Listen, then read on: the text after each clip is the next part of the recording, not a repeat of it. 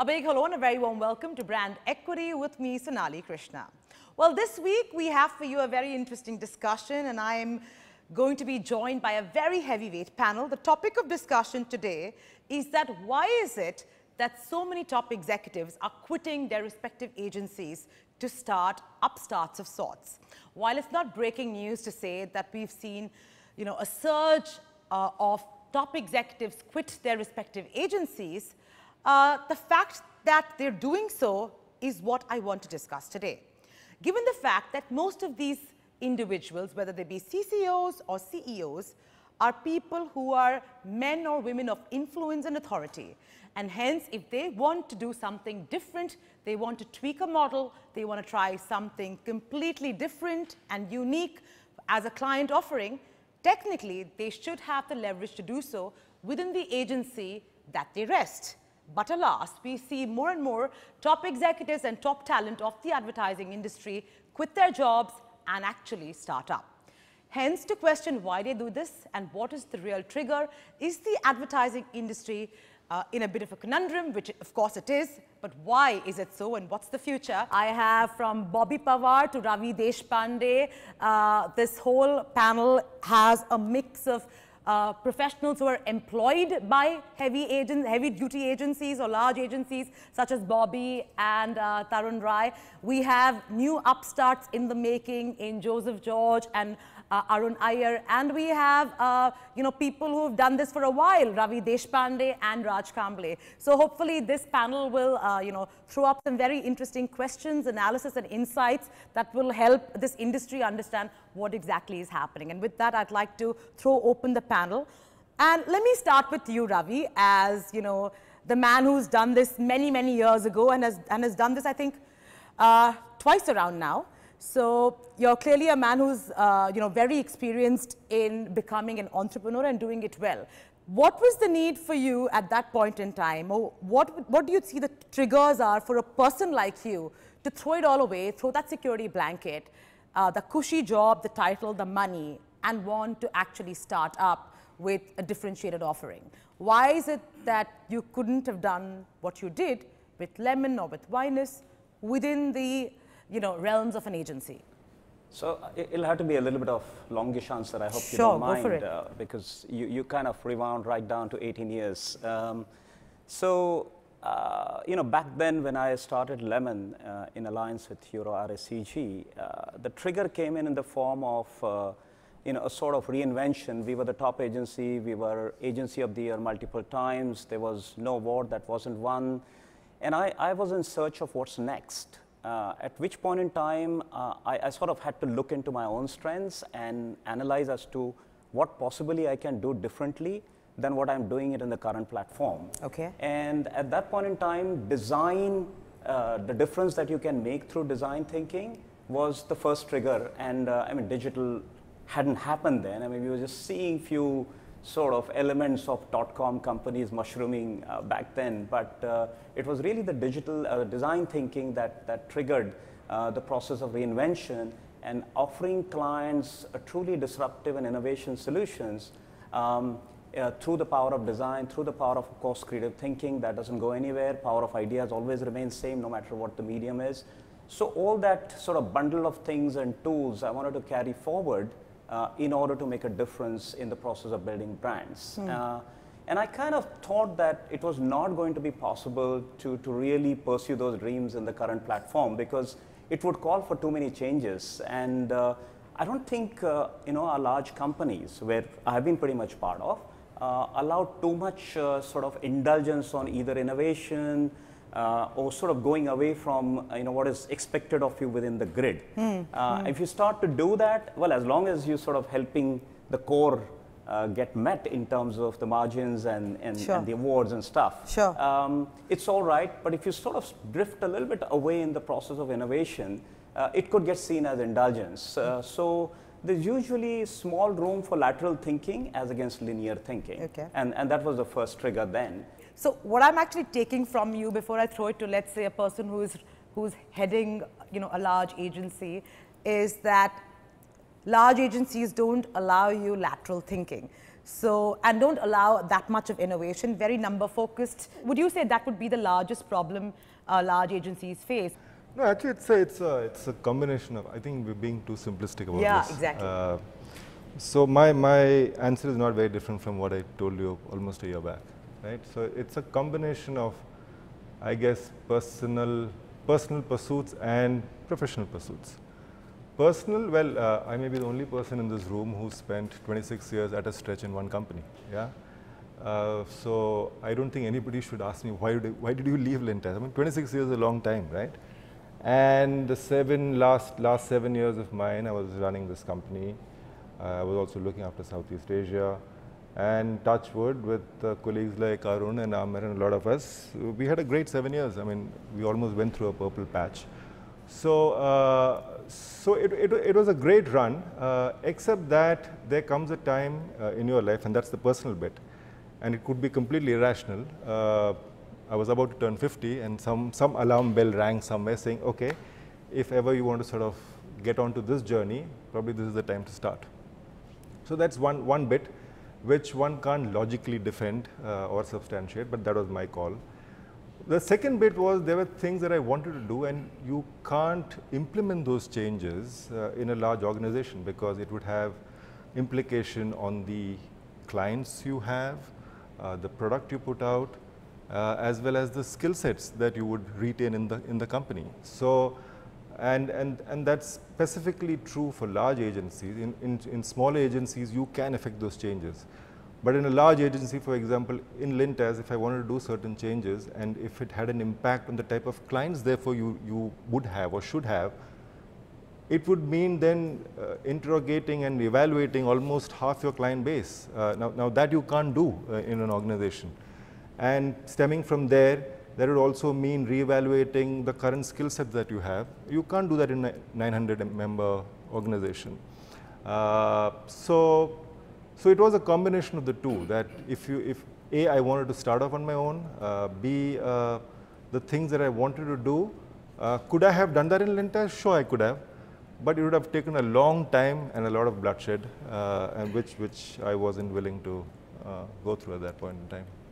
You agree, Bobby? Sorry, I just want to say, funnily enough, we are talking about an organization as different from the people who are leading it.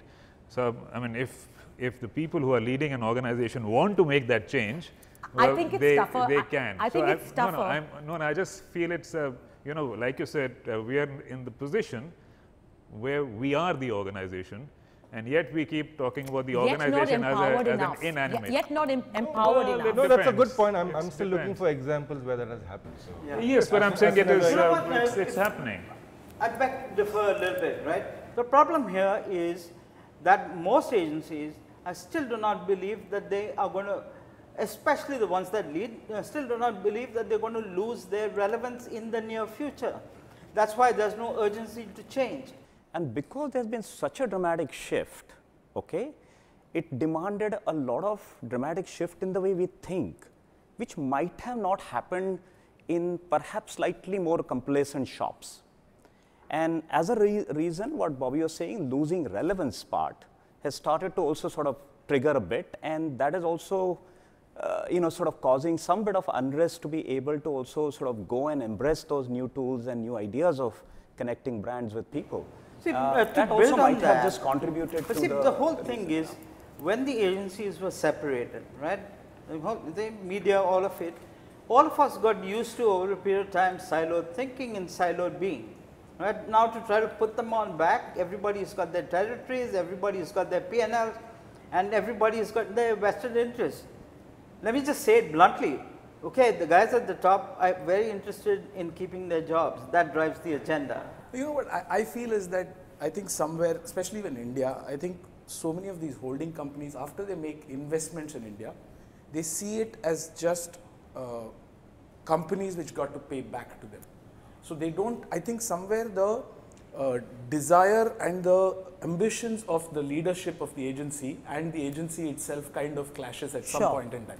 I think that's where it kind of changes is my guess. My point is that it is unfortunate from large agencies' point of view, that they lose people like Arun and Ravi and Ram, and it's to me, it is an issue. We are going to lose these people, and which is why at some point the ambitions, personal ambitions and the professional ambitions of the individuals and the organization expectations need to be matched, and as you get more senior, sometimes there is a break. I just want to build on what Tarun just said, right, about companies working together.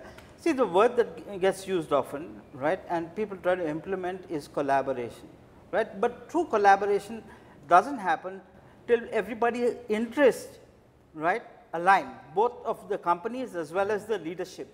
The way you can do that is to make every company and their leaders responsible for each other's success, right?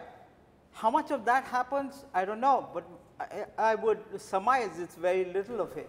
There's another conversation which keeps going on, which none of us have spoken about, is probably the way clients are dealing with agencies nowadays. Yeah. I think that's a huge factor, and I think there is so much of fluidity that has come into that part of the entire equation, because I think, and a lot of it, I personally believe the agencies are to blame, because we don't talk about it. We'll always nice to each other in these forums, but we all undercut each other so much.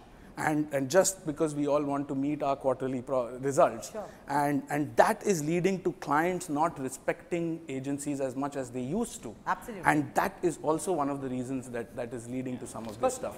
Sorry. A lot of that, we don't respect strategy as much as we used to. The investment on that industry-wide is probably down, right? And we play along on a lot of things. We haven't been ahead of the curve, right, on a lot of things, like being content, I know all these fancy jargon or data and all of that. In those terms, I was just judging the MVs on, was it Friday? On Friday. And some of the thinking there and the way they use data is way ahead of what creative agencies do, right? So I think we've been laggards in quite a few aspects. I just want to come back to the client bit that Arun talked about, and the whole client agency equation as it stands today. And I was talking to several people who obviously I couldn't invite onto the panel because I have only limited seats. And so they were pretty candid, I guess, because I was chatting with them on the phone. So some of the points that I got, and I mean, you can tell me if they were right or wrong, was the fact that agencies currently are stuck in the number game. There's a lot of creatives have to be responsible for bottom line and growth. They have to take any client that comes onto the board and gives any brief, whether they agree with it or not, for the reason of getting more business and getting that growth, have to continue with it. And so hence there comes a time where there is absolutely no motivation to stay in your current avatar, even though you have a very senior title, because it's just not working out, because this was not the original motivation with what you actually entered the industry. In fact, somebody even went on to say that we have, actually this was Santosh Paddy, who said, all of us have grown up in, as advertising professionals, looking at amazing legacy, such as Mohammad Khan, Ravi Gupta, to name a couple. And he said, sometimes I wonder, and we as an industry need to introspect and ask, what kind of legacy are we leaving for the future? I think that was so I have a very strong point of view on that. I really like Santosh Paddy. There's nothing about him. But I think nostalgia is the advertising business's biggest enemy. I think we just revel in nostalgia all the time. I think it's time to recognize that we have to move on. To the second point of creative people feeling frustrated about the whole business responsibility, again, I think is extremely overrated, and we are very contradictory over there. We keep talking about how we want creative people to actually lead the companies. If you have to lead a company, you have to take responsibility for the numbers. You cannot say, I want to lead the company, but I want to live in a bubble of creativity and I have no responsibility of the numbers. I think that's extremely contradictory. Third point is that if you are leaving because of that, and then you go and start your own company, you're going to have to pay salaries. You're going to have to take care of the numbers. So it doesn't add up for me. I think actually it's more stress than the earlier. At least they had somebody who taking care of you. I think you're working to another script when you're working in a large company. Whether you like it or not, however much you celebrated, and you celebrated because you picked these glorious awards or built some sexy brands, but what is very clear, it's there unspoken, is the script that you're working to, a grid within which you're working. I mean, there is a certain set of or number of awards expected, there are a certain set of businesses that have to come in, the numbers have to meet. All that is also fine, is part of the game, that's the reason organizations run. But the point is that script is defined, okay? Perhaps what happens when you start to feel differently about going and doing different things in terms of, different ideas being executed in the form of entrepreneurship, it's a lot more fluid. For instance, from the time I started company, I have been able to do alliances easily. I have been able to start new verticals without having to check 30 times with anyone. I have been able to be fluid and be innovative in such a way where I can try, test it. It may work, it may not work.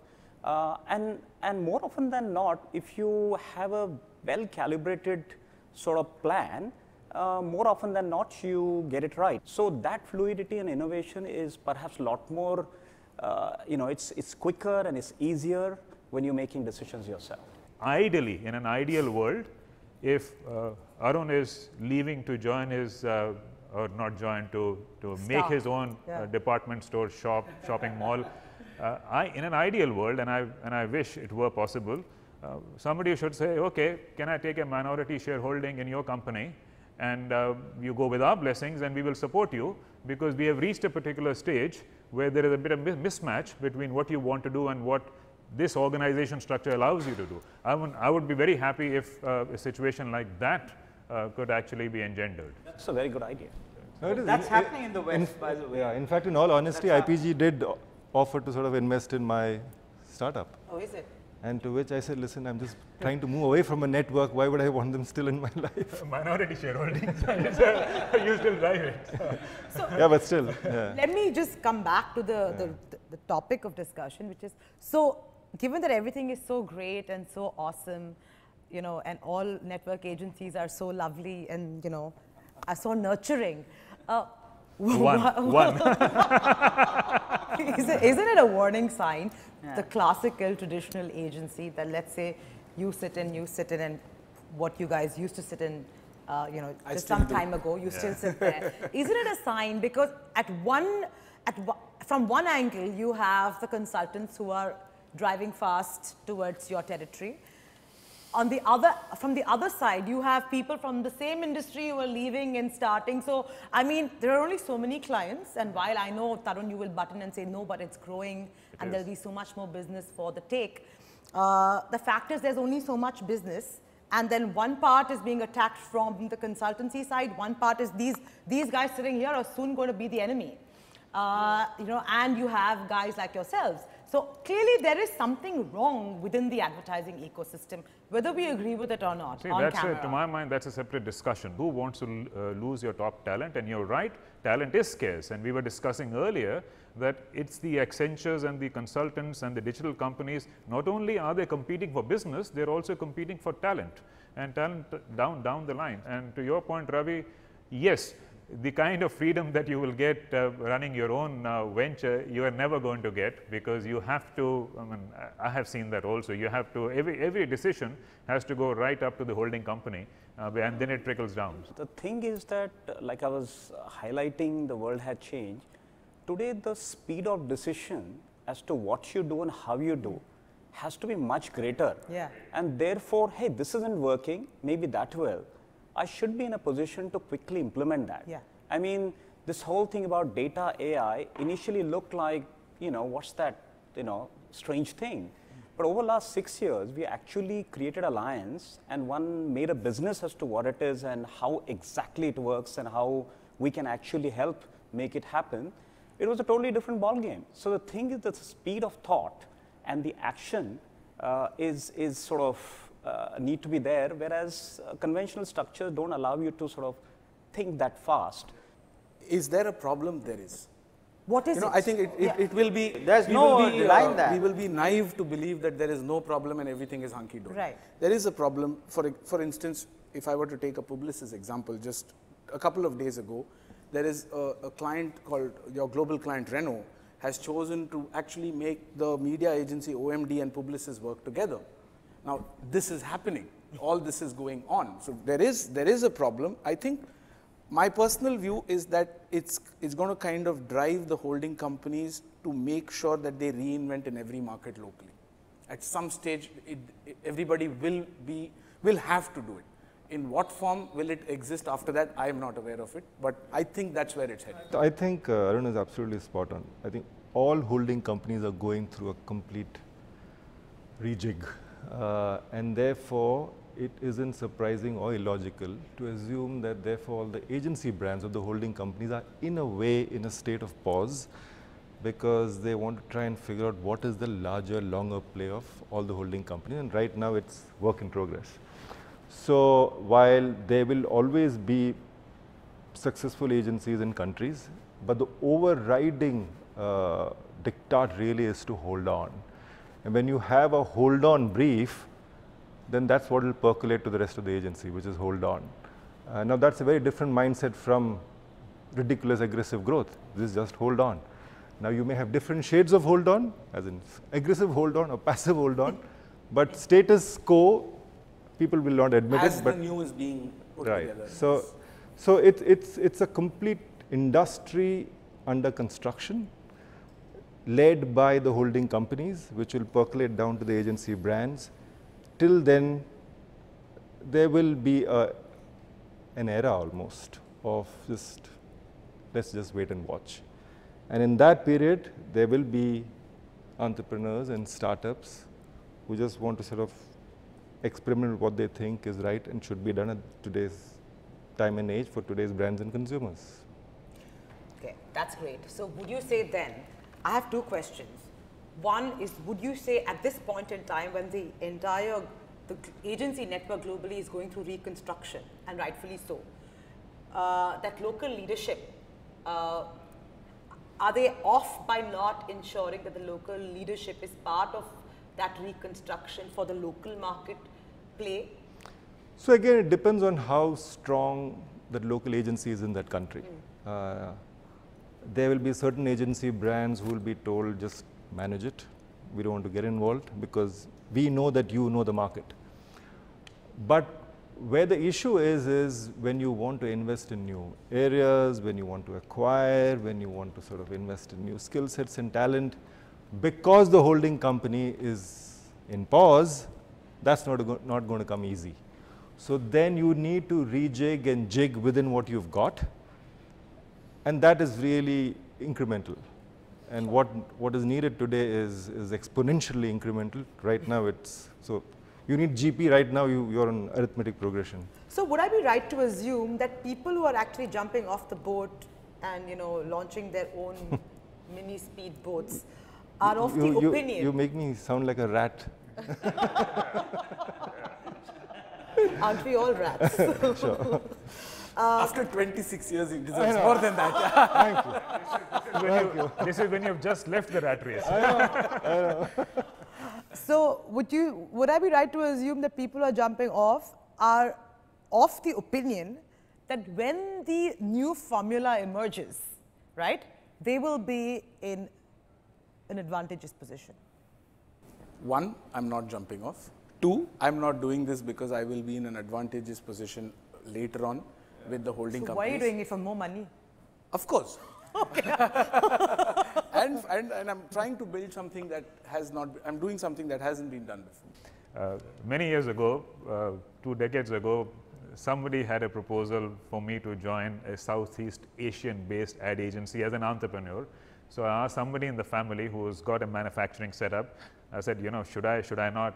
He said, just ask yourself one question. Do you have the burning desire to do something on your own? Because if you don't, it's a lot of hard work. So it's not easy. It's not easy. I said, I don't think so. He said, no. When you're 100% sure, only then you take that step. Ask Joseph.